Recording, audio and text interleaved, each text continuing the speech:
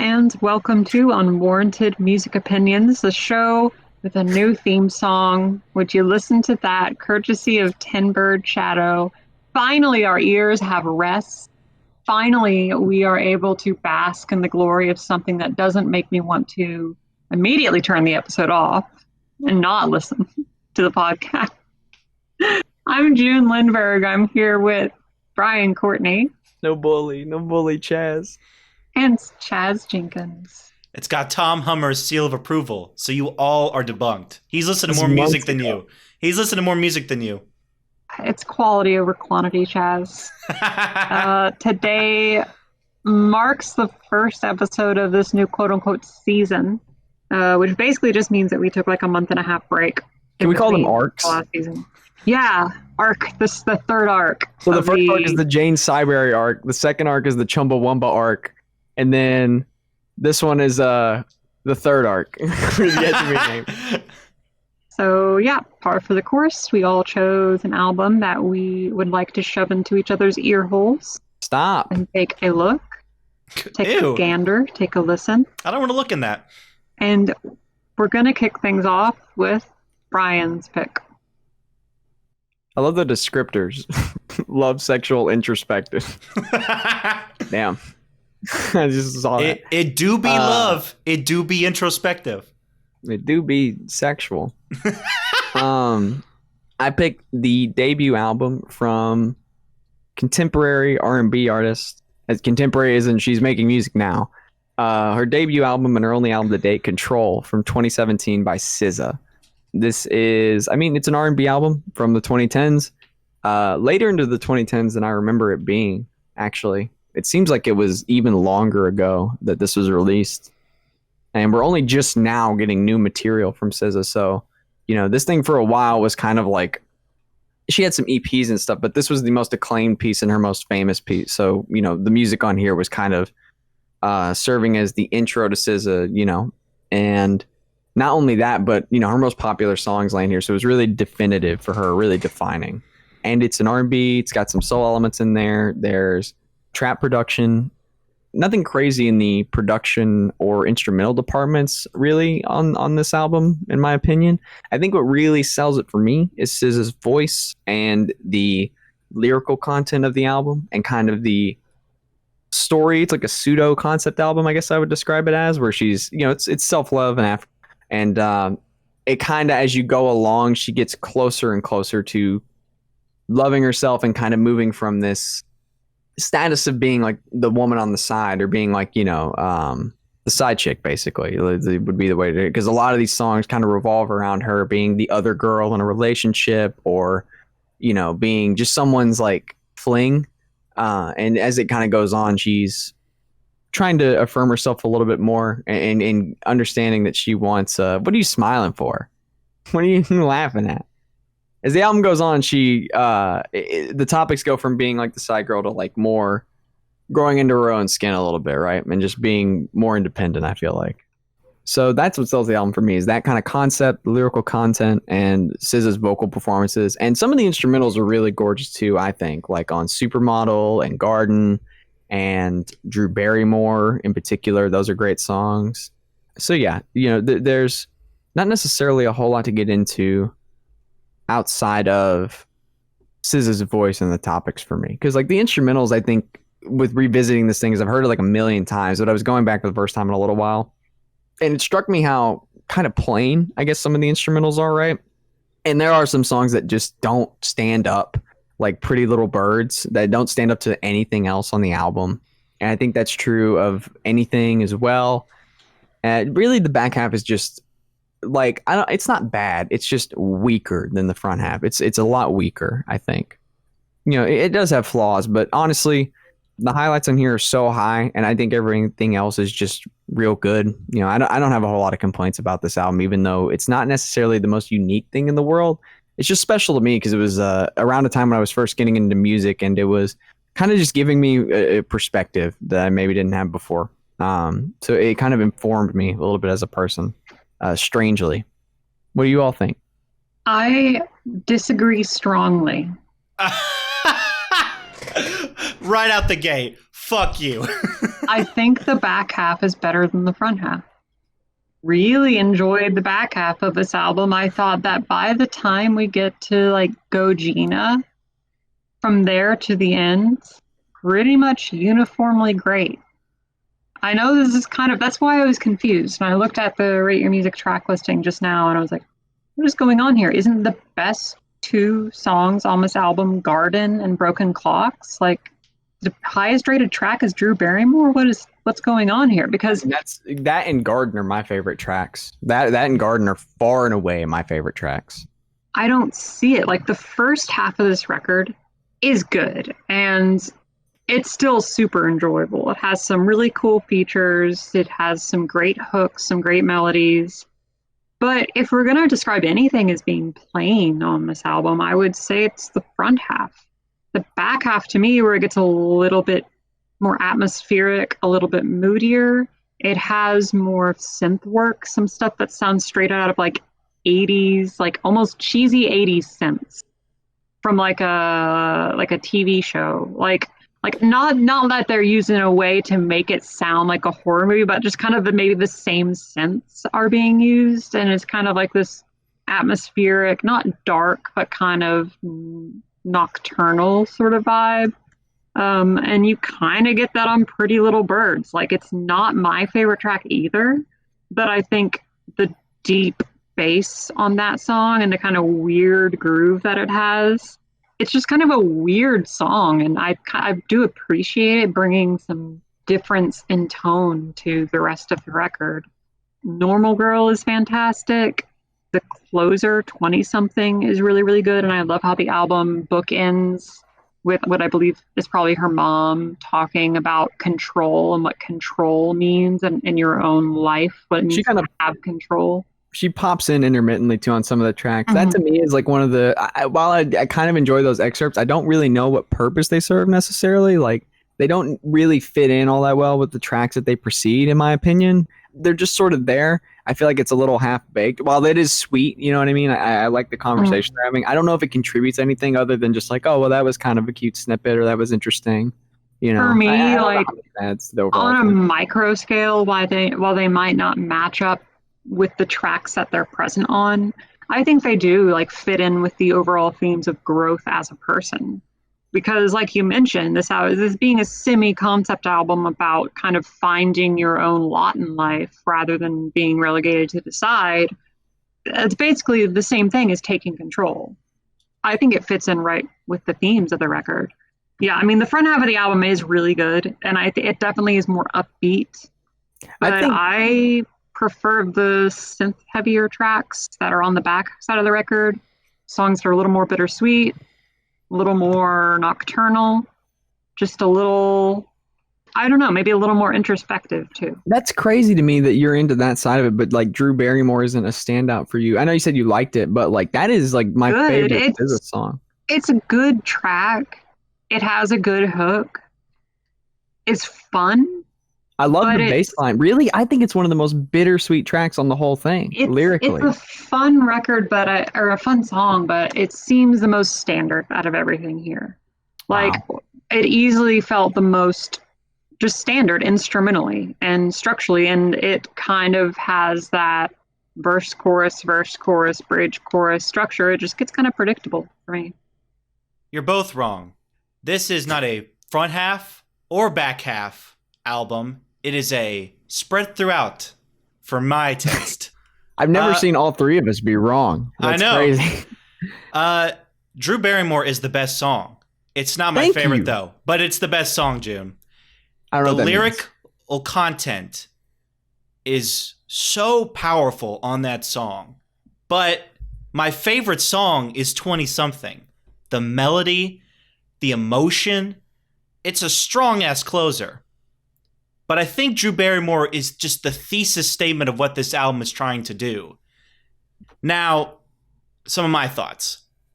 This was such an interesting week of listening because my opinions have shifted so much since when I started listening to June and Brian's album. I know exactly how I feel about mine since the first time I heard it, but we'll get to that in a minute. Brian's unfortunately grew off me with more listens because what I really liked about it from the get-go didn't have enough staying power. So what do I mean by that? Well, first off, as a debut, and this is her only album still, and she released this in 2017, correct? Yeah.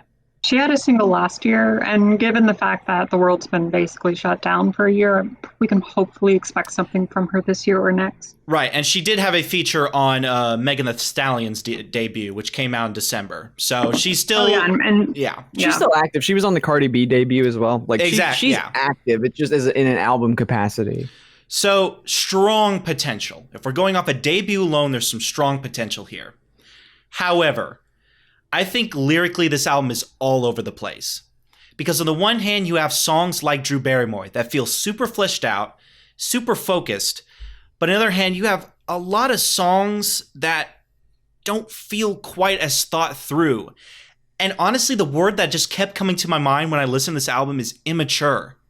And I get that that's maybe the point, because there's a lot of 20-something, you don't have everything figured out yet. You're at that age where, there's still something that's about your childhood shining through, but you're doing a lot of adult stuff. I mean that I kind of get where that album is going, but I mean, a lot of these songs just feel so, again, immature. It feels, I don't know. I feel like there should be another album I'm supposed to listen to after that where she finds her footing, but this is the only one. I hope that makes sense. What elements of it do you find to be immature specifically?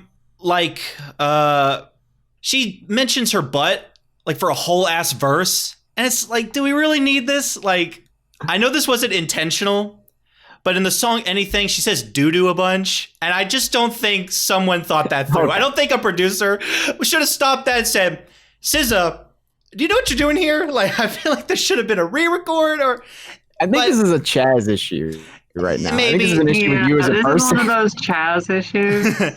I just found that a lot of the songs, except for a few like 20-something or Drew Barrymore or Supermodel, where it just felt like more complaining, but not to talk about an album from last season, Beach Bunny with Honeymoon.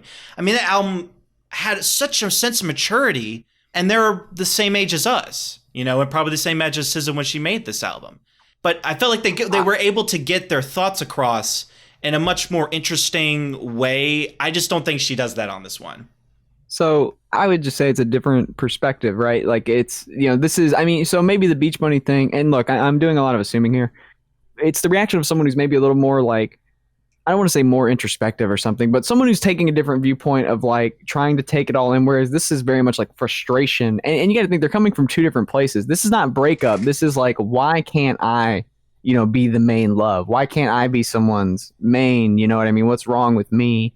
It's from a place of lack of confidence and insecurity. Whereas on the Beach Bunny one, it's more just kind of taking everything in and trying to introspective about the situation, which I think, I'm not saying that SZA's not being introspective here, but you got to think about the perspectives of the people on the song, I think, when you talk about that. Because, it's going to make them come from very different places. And that's a good point. I guess it just didn't hit.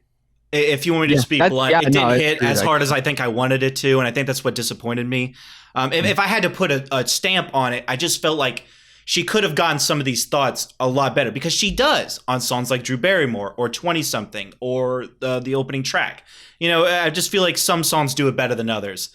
While I think the beat work across the board is very vibrant and really fits with that contemporary R&B, there's a lot of really beautiful moments, I think they get very samey throughout where some song, I'm saying songs blended to each other. What sets some songs apart is the vocal melodies from SZA. I think that really helps. But if you were to just base this on beats alone,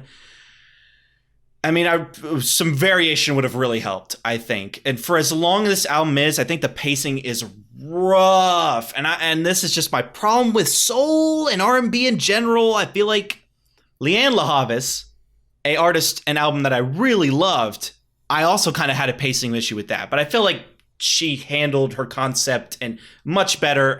If you want to hear our thoughts on that, go listen to that episode.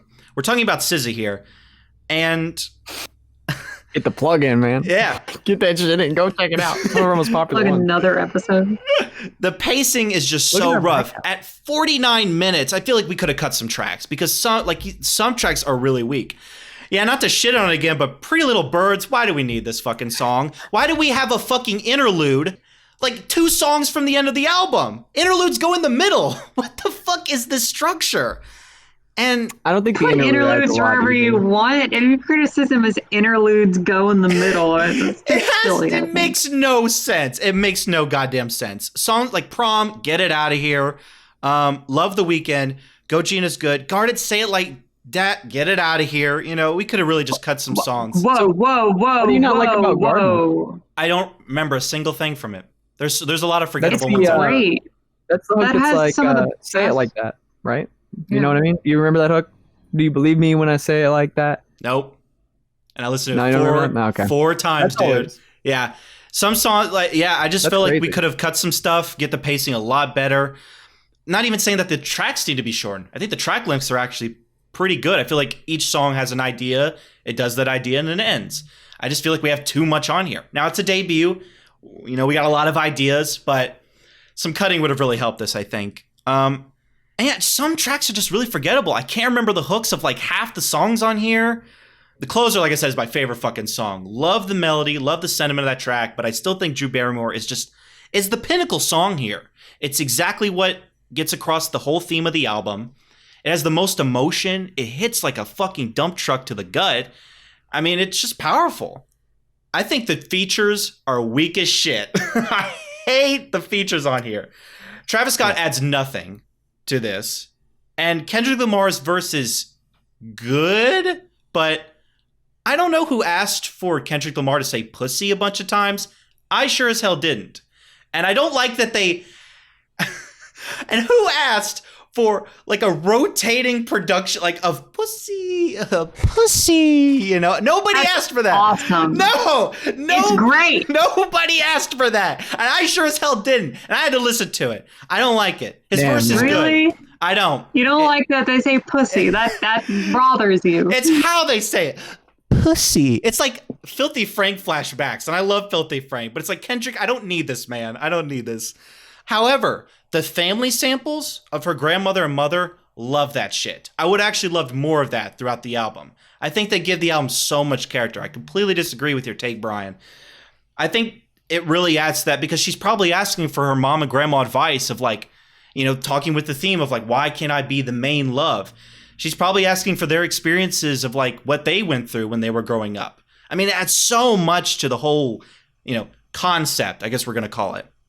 Overall, I like some of it. It's a mixed bag for me. Because on the one hand, you have some strong songs with some beautiful instrumentation. On the other hand, you've got some songs that I just don't remember at all. But what do you guys think? I've given my whole spiel. I think this is a great record. Like, I prefer the back half, but that doesn't mean that I dislike or think the front half is particularly weak. I think it has some great songs on it. It's catchy, memorable. Instrumentation, while it kind of initially wasn't, it grew on me. And a bunch of the little details and production flourishes started to stand out to me on more listens. Every time I listened to this album once at my desk, and then the other 2 times I listened to it were both in the car, driving and listening to it pretty loud. And I don't know, that just The car listen. I've mentioned it before. Listen. It's just You're it's science. essential. Car If you get her in listen the always car, gets it. It's pseudoscience. It something about the fucking car just elevates it for June. I like how you. I love the qualifier. It's not. It's serious. Now this is made up. Man, It's oh true, man. though. No, it got the car listen, and I'm gonna give it an 8. An 8? Car listen. No fucking Yeah, way. it's a great album. You're It's a scoring great up album. 2 digits? 2 fucking Okay. Wow. I first listened to this. First of all, it would have been 2017, Back when you were a okay. moron. Oh, yeah. back when I was a moron. High school June And or maybe early college on June tape. has no idea has no I idea. think I graduated high school. I was not in high school in 2017. It was a long time ago. It was a long time ago. I'm sorry. I'm going to dial it back a little bit and give this a strong 6. I like some of it. It's a strong debut. It's just got some major flaws, I think. But I like the concept. I like what she's doing. I'm excited to hear more. I just feel like we've listened to better contemporary Gosh. R&B and soul. I'm sorry. You know, it's funny. I've never disagreed with Chaz this much. It's just the takes, you know, like this particular, it's the particular take. Like, sure, on a total, there have been wider gaps, right, in our appreciation. But like this one, like Garden, that is crazy to me because everyone loves Garden, which is fine. It's fine that you don't love it. I'm just saying, like, not a lot of people like 20-something. I think that's one of the best songs on the album. I think that's such a strong song. I guess that's true. I'll give the album some merit. I mean, it definitely has a lot of buzz around it, and everybody seems to be pulling something different from it. So that's pretty cool. I mean, I'm excited to see what she brings. I really hope for a new album soon. I really want to see where she goes from here. Yeah, so anyway, I'd go with, you know, a light to decent 9 for me personally. I think it's an awesome record. Love all the songs. I mean, yeah, like, you know, is not the most memorable thing. The interlude and, you know, Pretty Little Birds isn't a great song. But at the end of the day, for me, it's like an all-star run of tracks from beginning to end with just a couple of okay ones, you know, kind of in between. SZA's just, I don't really feel like there was enough credit given to the lyrics here and the huge vocal performances that put them over. Like on Supermodel, that amazing hook. I love that rattling little cymbal that punctuates the whole thing too. You know what I mean? That little rolling crash. And the strings on Supermodel 2, Doves in the Wind and Love Galore have like a little psychedelic thing going on them as well. They're kind of strange with the keyboards and the bass lines. I think there's you know, a lot to be appreciated here, but mainly it's her vocal melodies and the lyrical choices and just how the emotion comes across in it. And that to me, on every song here, shines through and makes it so awesome. So it's not the craziest fucking thing in the world. It just appeals to me in a very simple and I would say like a spiritual level, which is not really true in a lot of music for me. So, first off, rest in peace to an absolute legend in hip hop. As of the time we're recording this past December, one of the best MCs out there unfortunately passed away, apparently months before it was even announced, which is just insane. An artist that I think we can all agree we should have gotten more into. I feel like this is one of those instances where he's just elevated in status post-mortem. His status was already extremely, extremely high. I wouldn't say that it's not like Doom is being considered one of the greatest of all time only after his death, because people have been saying that for years. But if we're looking at the canon, I mean, Mad Villainy is like the only one that I see like high up there. We don't see this album or even Food. I don't see all those really. It's there. It's there. It's not as high as Mad Villainy. I mean, if we're talking about rate your music charts, even the stuff that we're talking about today in Food are like still really, really well regarded. I don't know. I'm just still upset. That one hit me a lot. So yeah. I wanted to pay my respects. Yeah. And what better way to start than the fucking beginning with his debut in 1999, Operation Doomsday. I love this fucking thing so much. It is the definitive, if you could take everything about Chaz and put it into a hip hop album, it would be this fucking thing. I love it for the same reasons that I love Wu-Tang, but it's just one fucking guy. How goddamn badass is that? Brimming with character, brimming with this wonderful mythos of being like the mad villain of hip hop with all these Fantastic Four samples. They're fucking amazing and give the album so much character. Every song is a slap. Great lyrics, great beats, great production. Keeps my attention an hour long. Like I get like You're Not Alone vibes, Andrew WK from this. I mean, just talk about a monstrous first like punch through the door debut. And MF Doom is an artist that I've been wanting to really get into. And of course, you shouldn't wait till the last minute. So I pay my respects. If I don't hear anything above an 8 from you two, I'm going to come through the goddamn screen and strangle you both. Yeah, I mean, this album's great. I hadn't heard this particular release from Doom. I had previously heard Mad Villainy and Food. When you consider the breadth of his work, it is very limited. He's had several other solo records as well as his records as Victor Vaughn and King Ghidorah. which are basically like solo MF Doom records, just with like a different persona. And not to mention all the collaborative efforts he's had. I mean, the dude has so much music under his belt. It's insane. And of course his features, which are legendary and not like super, super common. So when they happen, it's an event and it's always worth tuning into. Worth mentioning is, this isn't his start, right? He was rapping with KMD years before this, him and his brother. Yeah. This is a solo start. Right. This is like his return to music after his brother died. So, that's a key feature too. It informs some of my favorite verses on the album too. Yeah.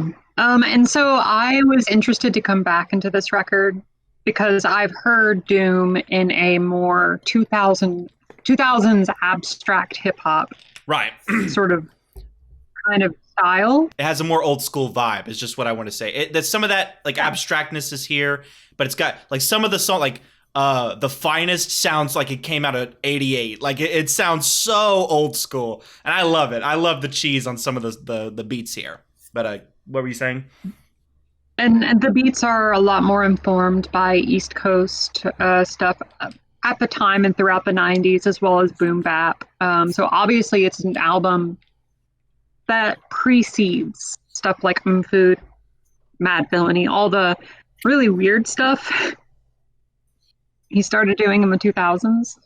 But that isn't to say that the production isn't adventurous and interesting, and that the sampling isn't still really, really good, and that the beat work isn't good. Just because it's not as, experimental doesn't mean that it doesn't take you places. And I would be very, very wrong to call this a standard boom bap, collection of beats and rhyme schemes as well. Because while Doom, he sounds noticeably younger on this, and it's weird because the gap is only like 5 years between this and Mad Villainy.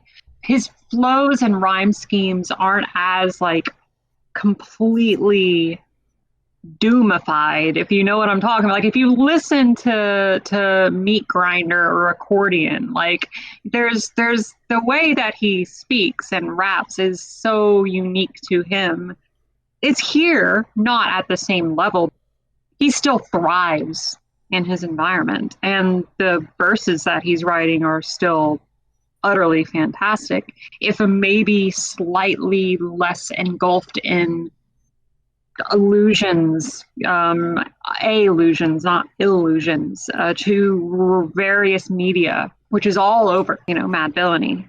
This is a little more, I would say, I hesitate to say introspective, but I mean, look at the first track, Doomsday. I know where he actually mentions himself by name. It's such a really wonderful look at the growth of an artist.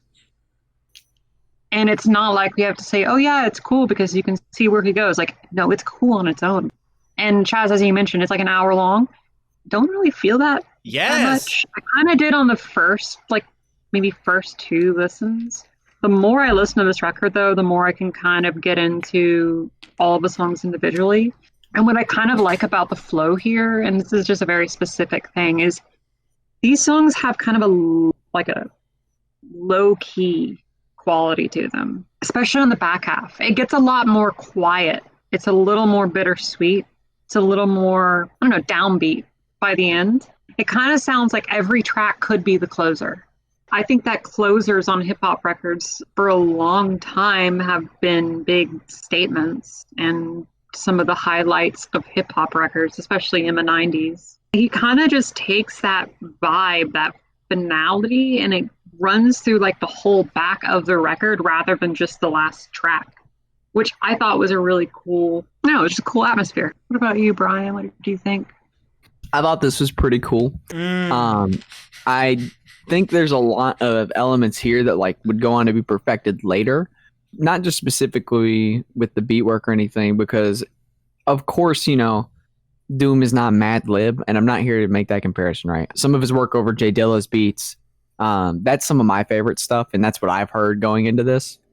But on here, the production's still really cartoony, which I think I would call any of the other stuff that, and I mean that in a good way, right? There's a lot of samples of cartoons and old TV cartoons on here, from the Fantastic Four to Scooby-Doo. There's excerpts that are entirely dedicated to the Fantastic Four cartoon, which is helping kind of build Doom's character, which is blatantly, inspired, and ripped from, in some ways, Doctor Doom. There's a line in particular that stuck out to me where Doom says he's a villain in one land and ruler of another, and that's part of Doctor Doom's like backstory in the comics. Is he is like the king, so to speak, of like this country. He runs a country as like its prime minister or whatever you want to call it. Probably dictator to be more accurate, but.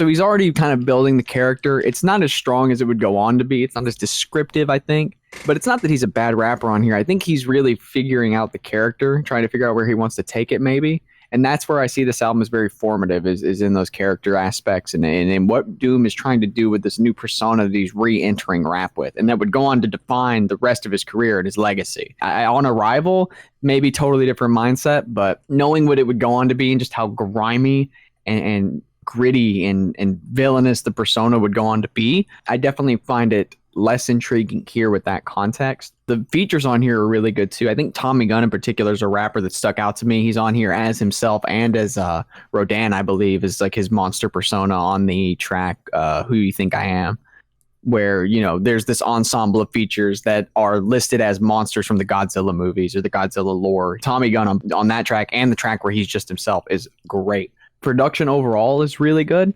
Definitely love the kind of sweet keys on Doomsday, the vocal samples that kind of loop in the background. The vocal samples all over the record are really good, I think, too.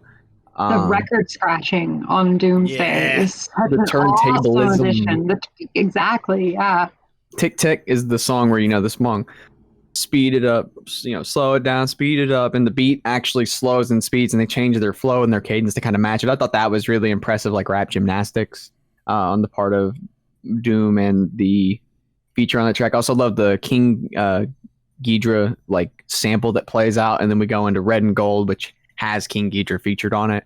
I don't like that song so much. I find that beat on Red and Gold to be a bit tedious, even though it has those nice little, it's like a Japanese string instrument that I'm too white to name, but that sounds cool, and there's some cool elements on there, but overall it was one of the longer songs here. The beat's not dynamic enough to kind of keep my attention. I know it's meant to be simple, but some of it just doesn't really stick with me. I just kind of get bored of it, to be honest. Hey is one of my favorite songs. Yes. I think that's one of the most fully formed songs. That beat is absolutely like fucking take the marching drum beat on there, the super sinister just synth lines all over it are great. That's a great song. Rhymes Like Dimes is a fucking great Doom song. And one that really could have only happened like on this album, because he's still he's kind of coming back. He's trying to figure it out. I mean, this feels like a classic Doom song. Like this is like, to me, is a moment just like Hey, where it's like, you got it. Like this is it.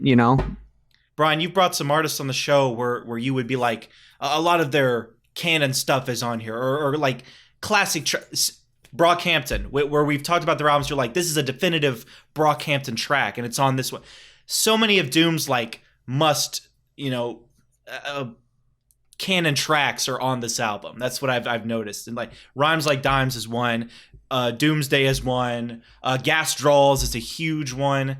To me, it's like spotted with them. I would agree with those tracks. I think Hey, like we said, Hey, Rhymes Like Dimes. I think I'm sorry, but how is nobody mentioned Operation Greenbacks? That's my favorite song on the record. Really? Mine's the Hey. production is fantastic. It's just such a great song. I mean, mine's Hey. The fact that he sampled not only one, but two Scooby-Doo theme songs and made it badass is just amazing. I love that song so much. But the rapping too, like his flow is like on the songs we talked about, like Hey and Rhymes Like Dimes, like the flow is signature. The mic is another one too. Don't love the 13-year-old bar. Don't love that. I'm not giving it a pass. I don't like it, but I like the song overall. To be fair, this is a weird thing to justify. It is a metaphor for the hip-hop industry. See, I was like trying to read into it that way because I thought it was, because the song is called The Mic and it kind of opens with that. And he's talking about like hip-hop as a girl. I'm totally stealing this from the Genius page. But I think it's an interesting point that we should mention. sounds to me like he's rapping from the perspective of the microphone, you know, that he's like emceeing. I think he's talking about his own career, maybe, you know, before being MF Doom. It might be more of a metaphor. It was just something I noticed. It is a sus line that he totally should have rewritten. He knew what he was doing, right? Obviously, yeah. Like, he could have had a different line, but it's not as bad as it could be, right? Yeah, it's not like obviously he's not Ted Nugent. It's obviously he's not Ted Nugent and totally means what he's saying. And totally means what he's saying. I still like the song. I just got caught up on that line, and the kind of where it goes with it. But you know, there could be something I'm missing there. But that is to say that the beat on this one is gorgeous, and the rapping is up to snuff as well. And the way he tells the story is really, I think, engrossing. Kind of captures my attention. Closer, super good. That verse at the end is crazy emotional. Is crazy like upsetting and sad and bittersweet, you know, about his brother and him, you know, him talking about the picture he keeps of him with holding the machete. I thought that was just a super poignant way to end the album. It is long. It's really long. To me, it's kind of a slog. Well, this could have been fixed with one simple change. I don't know why every fucking song, this is my only problem with the album, ends and then the beat kicks up for like another minute and then transitions to the next one. That should have if they had scrapped that, you could have knocked like a good 5, maybe even 10 minutes off this release, because I don't think any song needs to be cut or shortened. And while the beats are immaculate, I'm glad we're giving them the time to shine. It's not necessary, and it just adds to the runtime. I don't know what the thought process there was or why they thought it would add anything, because I don't think it does. They probably just thought the beat was sick. However, sounds awesome. However, my favorite part of the entire record is at the end of, I think, Rhymes Like Dimes, where some random guy... He's yelling foods and shit. Buttery biscuits, you thought it was over. We tricked you. I laughed my ass off. Yeah, that's awesome. That's fucking hilarious. I like how he's also like fucking like applesauce. How do you end a record? Like, you know, it's fucking great. I think it's cool. Is what I'm trying to say. It stands out, but it's not special for me. I just think, you know, he has projects that stand out much more, especially in the abstract rap vein. You know, this in him in a boom bap setting, I think doesn't really define him so much and doesn't really stick out to me as much as what he would go on to do when he really, in my opinion, when he found his lane and carved out, you know, the legacy that everyone kind of talks about now. I think this is a cool start. I think it's necessary in the Doom canon for sure. I think starting here is not necessarily a bad idea, but I think as you go on, you're going to find things to be much more gratifying and much more fully fleshed out. So I would go like a decent 7. I think this album is great in its own right for the reasons I mentioned earlier. I think that Brian is a big dumb poopy head. Yes. And this album is like a decent 8. You will look at the facts and find this to be true, because this is a decent 9, baby. It's fucking awesome. And I think every song on here, for the most part, just kills. All the skits, all the sampling adds so much to this mythos and character. It's all amazing. I don't give a damn about the runtime. It's a breeze to me because it's just, I'm so enveloped.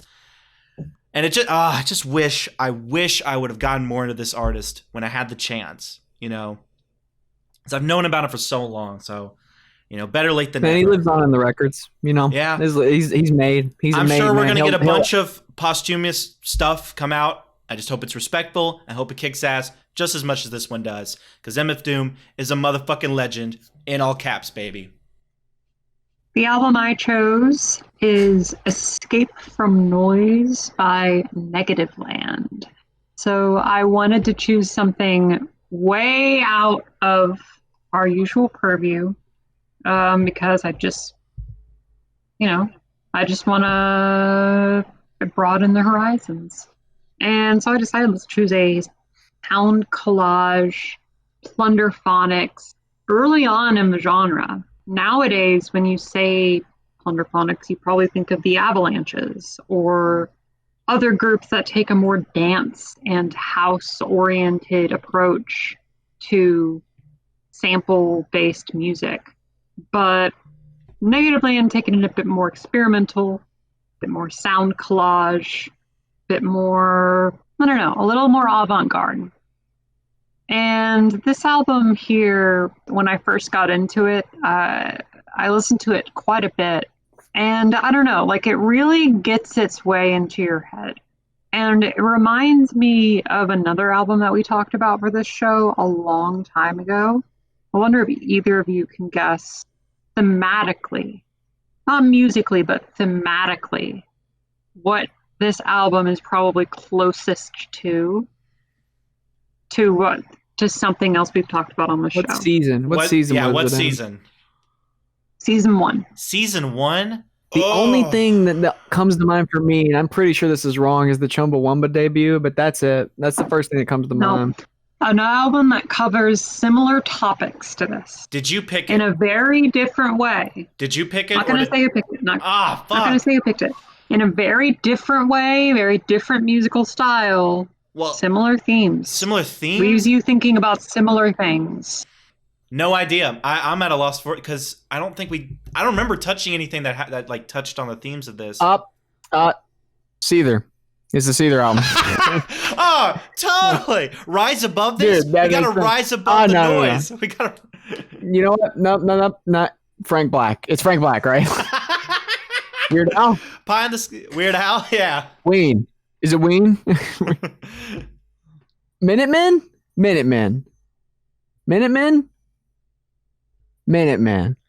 It's not Minutemen.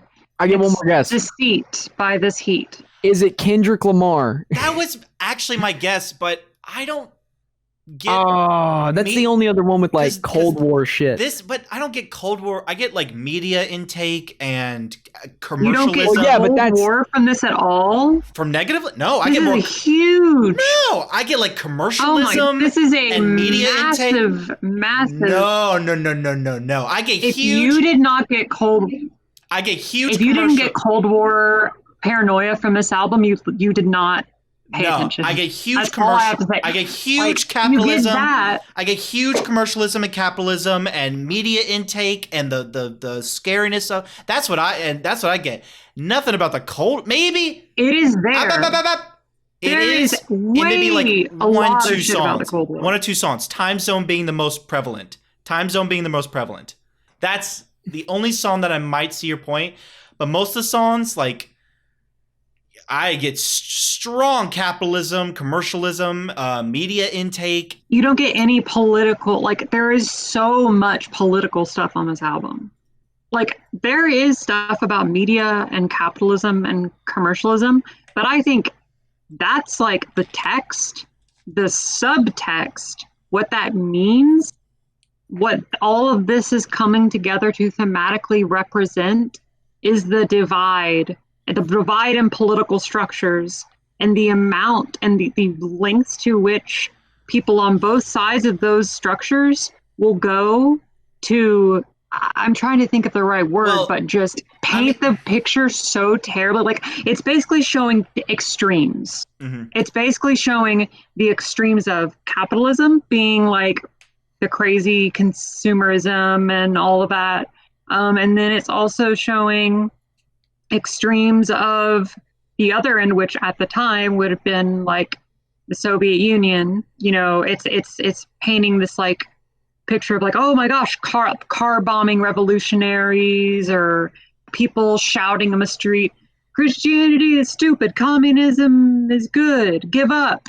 Like, obviously those are not representative of like your everyday, very, very far leftists, right? And obviously not everybody in the United States is a crazy capitalist consumer of everything. But the album presents both of these things as just this kind of mockery, but also at the same time paranoid, and it's funny, it's satirical, but it's also, it makes you think like, God, we're kind of fucked, aren't we? It sort of rejects freedom and rejects authoritarianism, and it also commentates on the people living like within, you know, these structures. And then there's one song that says that's what that Cold War paranoia is, oh my God, we have two sides that can never ever fucking get along. What's this going to end with?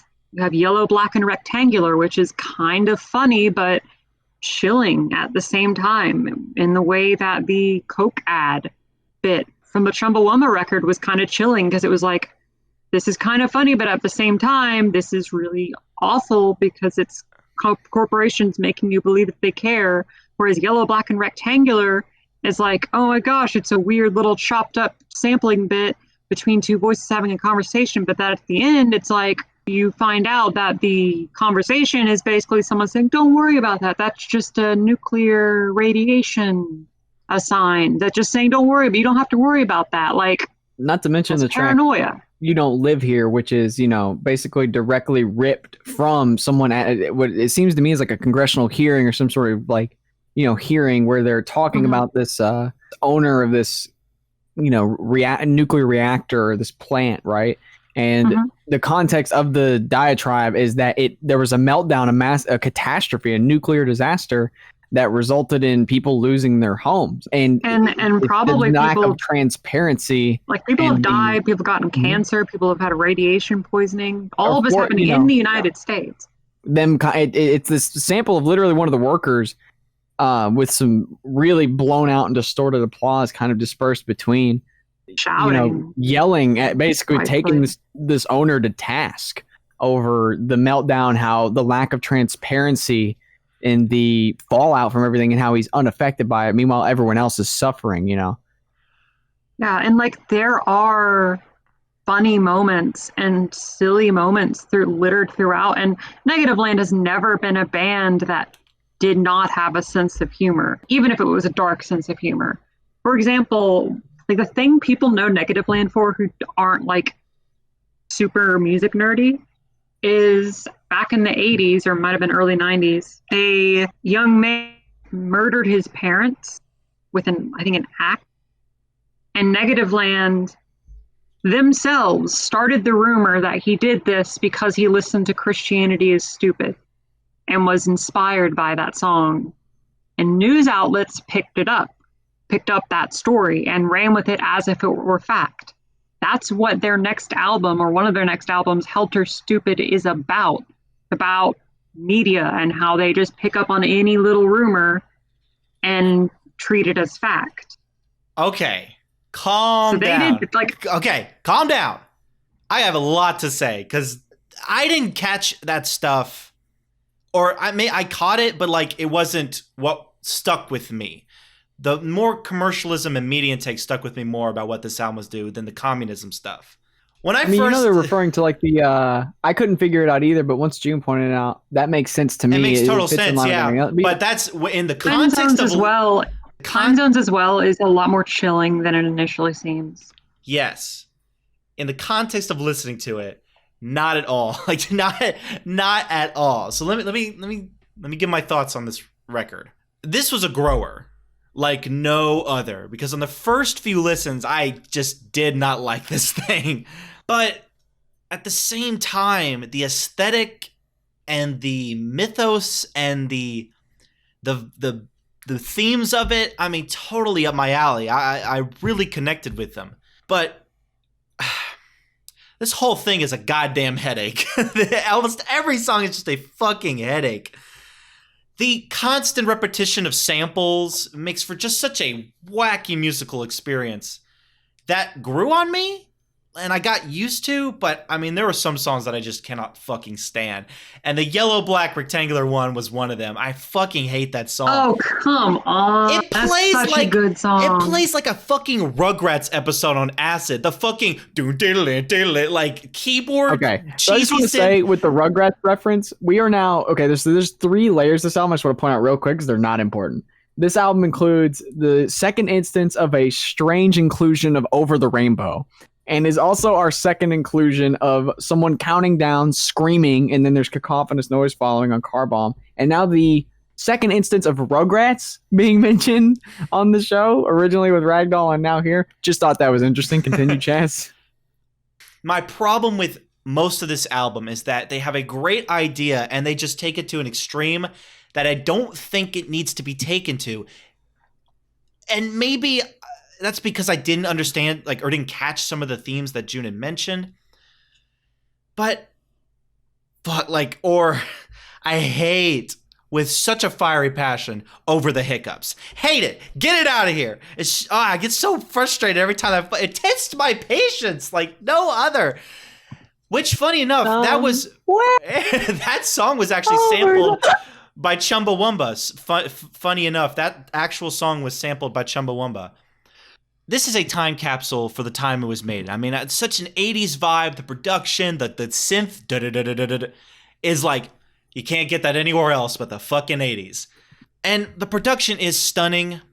I think everything sounds so crisp and purposeful. I love the production on this thing with some amazing musical moments. I mean, Christianity's Stupid, the fucking guitars sound so overblown and cheesy as shit, but really fit with the message of that song. I mean, it makes for a very powerful moment.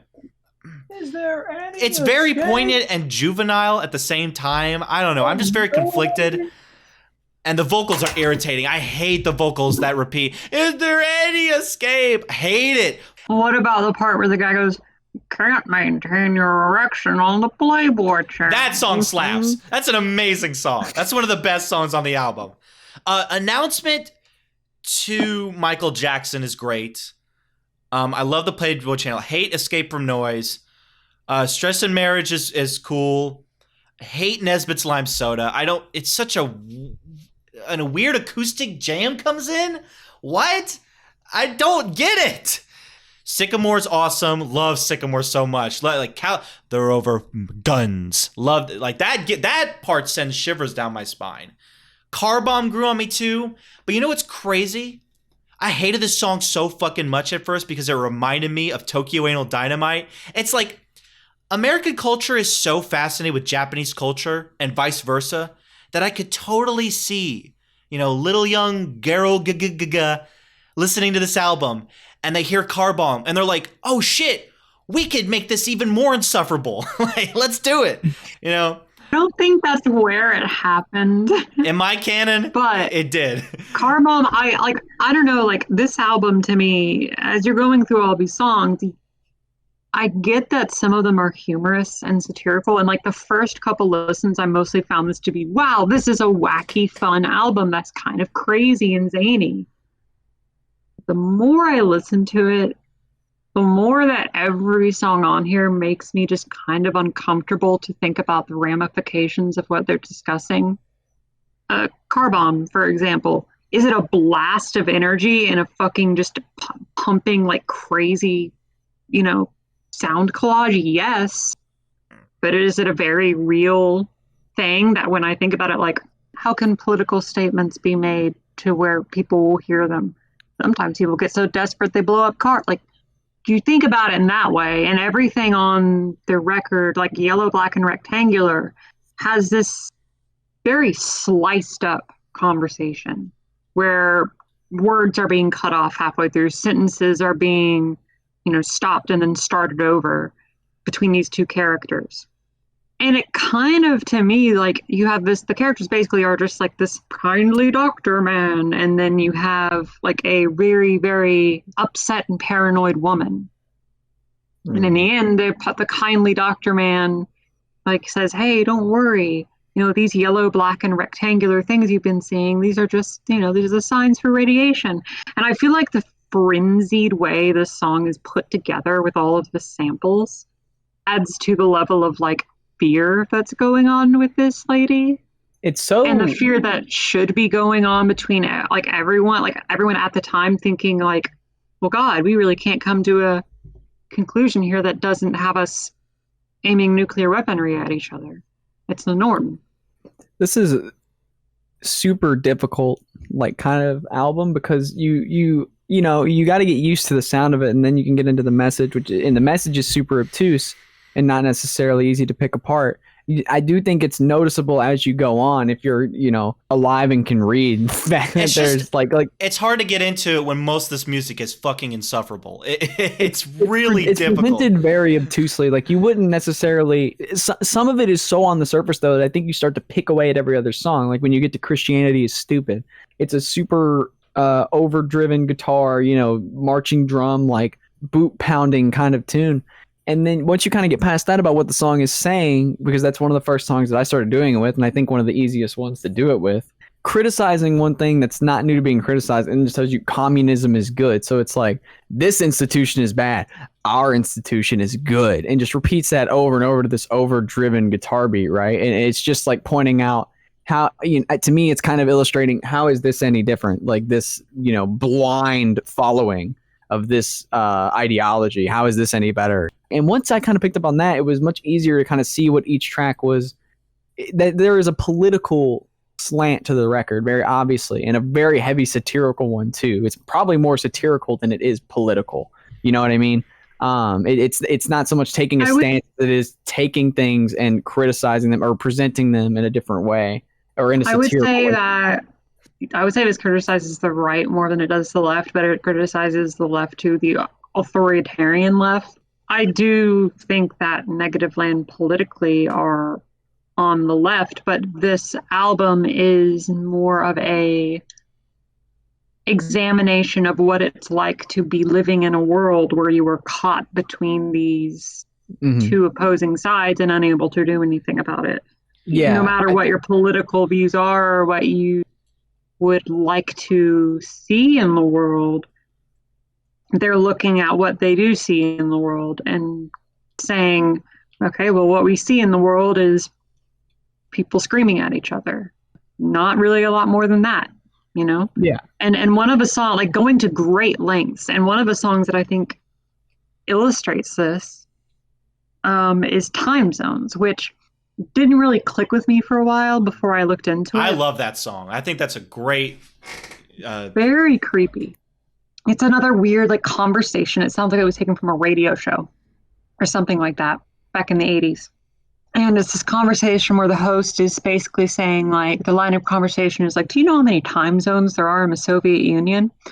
And it's similar to the way Yellow, Black, and Rectangular is formatted, in that the samples often just repeat each other. Everything's really jumbled and messy and fragmented. And it's like you're viewing the essence of a conversation rather than the conversation from start to finish. It just goes on to being this whole point about there are, what is it, seven time Whatever zones? He said, I don't know if it's 7. Whatever, 11. I think it's 7. No, 11. 11. Because they repeat it because they're 11. It's such a, that's such the, yeah, he says there are 11 time zones. And you look into it and you realize this is weird, propaganda where he's trying to, you don't get it because it's so jarbled, right? But the more you listen to it, you're he's trying to insinuate that there's something conspiratorial or weird or immoral or something that makes people in the Soviet Union incapable of doing something is because of the time zones. It's like when people reach for anything, right? It's like when conspiracy crazy people reach for every little thing that they can and turn stuff into crazy fucking batshit insane theories. It kind of fed into that a little bit. You were listening and you were oh, what's the point that he's making here? To me, that song was deflection, right? Because the mirrored sample to the question is always, we got so much power, it's crazy, so much power, So I think I was reading the time zones thing as deflecting, or missing the point, right? Going after something that's not really there. Right. Yeah. I mean, it's and the thing is, it's so, like I said, it's obtuse. So it's really hard to necessarily know exactly what they were going for. And the instrumentals that are kind of behind the more vocal sample heavy tracks are kind of there to set the atmosphere too. The really dreamy, but busy and anxiety inducing keys on Yellow, Black, and Rectangular, right? They're kind of dancing behind this really weird, dreamy, almost Lynchian conversation, Also on Time Zones, there's a really weird moment where someone is interfering on the broadcast and trying to speak up. I don't know if either of you caught that, but it's a woman's voice. She's trying to reach the station and she's totally drowned out by this conversation that completely ignores her. That part is crazy to me. She is traveling through the channels. You can hear people trying to transmit in, and the broadcast is getting that weird radio effect that oh, you know what I mean? We've talked a lot about the back half. The album basically starts with where there's this announcement that's this music has been geared to be a hit and it will be a hit and it'll be awesome, and then they go on to play the most fucking incessant sound collage. I love the classic of the fifth sound you can use on a keyboard where it's like, duh. Yeah, Bum, yeah, bum. that like Yeah. it sounds like Tony Hawk games where you would use like a special move. That's awesome. Stress and Marriage and the Playboy Challenge, which I see as like partner tracks in a way, just kind of like dejected, getting married for the sake of getting married without love there. Kind of a societal commentary in those two tracks. Then we get a weird Flaming Lips acoustic cut in Nesbitt's Lime Soda. So odd. Which is just like, what is happening? Odd. It's fine. I just don't. I don't necessarily get it. It's fine. It's similar to Inscape, right? The little secret track that's kind of at the end of it all. Like it's kind of like that. I could take it or leave it. It's cool. It's structured very purposefully. It is arranged chaotically, and it is a difficult album to pick apart. But once you kind of start to realize what it's trying to say, and you pick up on the musical elements on here that are actually really, really good, especially in the back half, the way they sample things is so clean. You know what I mean? Like it's just so clear and crisp. It sounds like a broadcast. I don't have a lot of bad things to say about it. It's certainly a difficult piece of music, but I enjoyed it quite a bit once I was able to kind of get past all the roughness, and kind of able to make it normal to my ears. But Chaz, what do you got? Well, to wrap up my thoughts, this plays like a wacky 80s YouTube poop. And I should give this thing a 6. But I'm going to give it a light 7 because I am so in love with the aesthetic of it. It's honestly my same thoughts I have with Chipmunks on 16 Speed. In reality, I only like a little bit of this. Some of it kind of vibes with me, but I'm just so encapsulated by the idea of it that it elevates it just a little bit. So I'm going to go with a light 7. This thing was rough, though, but it did grow on me a lot with listens. But holy shit, some of the songs in here are just obnoxious to get through. But that's the point. Brian? Chaz, if you'd given 2 6s in a row, this would have been your lowest rated episode, I'm pretty sure. Just about. Yeah. Usually you balance it out. This was cool. This was really cool. Different from a lot of the stuff we do on the show. Different from like stuff I would normally seek out on my own too. Don't know how I would have really ran into it unless I was just on, kind of kicking around for some avant-garde groups or some sound collage type of stuff. This is not something you really get recommended or thrown at you a lot, and that that's awesome. And I enjoyed the commentary. I thought it was really good. I would definitely do more from this group because this was super enjoyable and super different. So I go with like a light 8. All right. I'm happy that you gave it an 8.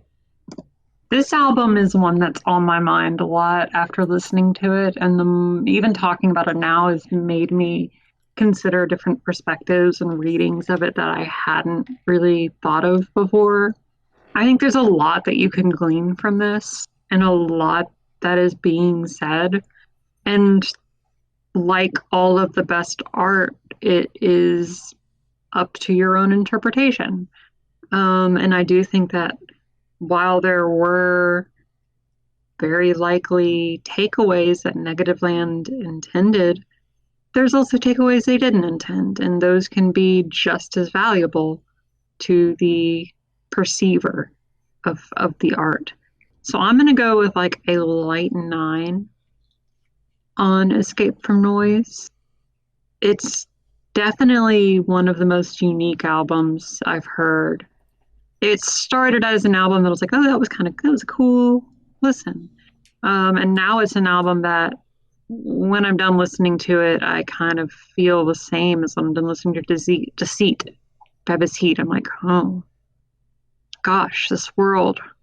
We live in a fucked up world, don't we? As we've mentioned, it doesn't do it in like a preachy or too on the nose way. Like, it's very subtle sometimes about how it approaches its themes. So next time is going to be a regular episode like this one where anything goes. We can choose any kind of music that we would like. And I think I'm going to go back to the subgenre of Memphis rap. We discussed NOD last season and had the wonderful opportunity to speak with Tom Ski Mask. And that really felt like a defining moment for me for the show is getting to talk about that record and that scene and talk about how it was very underappreciated for a very long time. And now music nerds everywhere are, finally digging up those old tapes and appreciating them. So I'm going to choose one of those old tapes. Not one of the most well-known Memphis rap records, probably considerably less well-known than NOD. But one that I honestly have a hard time putting down. Like, oh, it's time. I know who it is. Shockingly good. I'm very into it. And I'm going to go with Big Hill Management. I knew it wasn't going to be. Kingpin Skinny Pimp is pretty well known in Memphis. Skinny Pimp is well known, but I think he might have had a hand on this record because, like we mentioned when we talked to Tom Ski Mask, a lot of people, a lot of different hands in the pot. A lot of different chefs in the kitchen, and instead of turning out shitty, they had this wonderful gumbo going on. Yeah, so Management. Delicious metaphor. It's less than 30 minutes long. It's just sweet. It's short and sweet. Has fantastic production and hooks. I'm very excited to talk about it. Boys and girls, it's time to begin what is going to be a regular kind of norm for me throughout this season, maybe into a couple others. I've been really getting into outsider music lately, and we're going to start off this regular episode with one of my favorites that I've been really picking up a lot, that I feel is one of the forefathers of the genre, one of the most well-known. We're going to do Tiny Tim's debut. God bless Tiny Tim. I knew this one was coming. This one was in the pipes for a while, I feel like. Mm-hmm. It's amazing. If you like The Residents or anything like, or Frank Zappa, golden. It's some good shit on here. I think it's time to give everyone here an education, me included. This is a classic group that none of us know anything about, as far as I know, have very limited experience with, and for all three of us. So we're going to do the 1986 compilation simply titled Misfits by the Misfits. What? You're going to pick a legendary punk group, hardcore punk group. And this is just a compilation, 40-minute long compilation from 1986 of just all the hits. This is like all the best material, because in the Misfits catalog, the compilations are some of the most heralded stuff because it just contains all the best songs. This is crazy because I thought I was going to be the only one I thought I was going to be the only one this season who will pick a compilation as an actual pick. So, fuck 20 minutes of half as much good shit. This is apparently like front to back awesome shit. So whatever. Okay, 40 minutes. It's got Skulls is one of the best punk songs ever. So yeah, easy. Fucking brain dead pick, basically. Okay. I mean, I might as well have picked fucking Let It Bleed. Like, whatever. So anyway, this has been Unwarranted Music Opinions. I was joined by Chud Jumby. Is there any escape from noise? And Jumbus. Jumpin' Jumbus. I'm hopping. And me, the Bean. Join us next time.